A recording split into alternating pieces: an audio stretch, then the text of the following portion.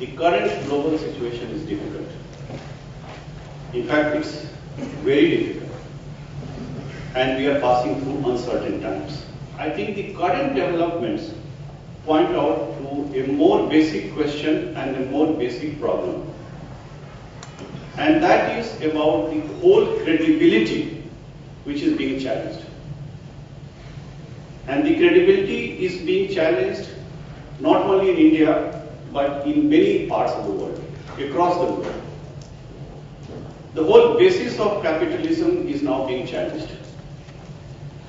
And frustrations are leading to a desire that matters have to be taken directly into our own hands.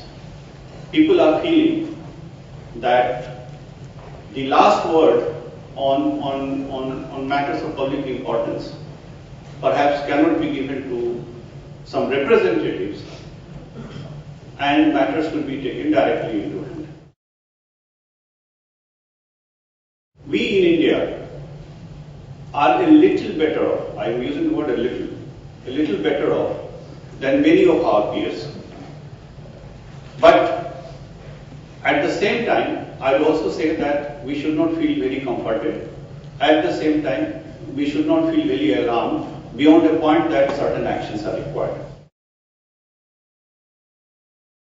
While we have to be prepared for dealing with the situation, we should also look at a stress testing not only of the institutions but also of the regulators. I repeat that there is a need for a stress testing also of the regulators.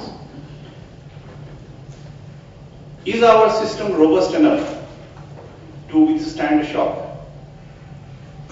To give an example of the banking sector, is the core capital requirement for the banking sector by Basel, is it good enough? And will it take care of the shocks that can happen? The regulators are facing serious challenges.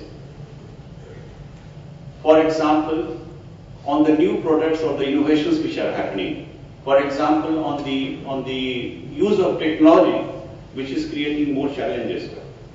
I'm sure some of you will be aware that there are things like high frequency trading. There are things like algorithmic trading. And we had instances last year in the USA or in March this year in Japan, where these issues became a problem.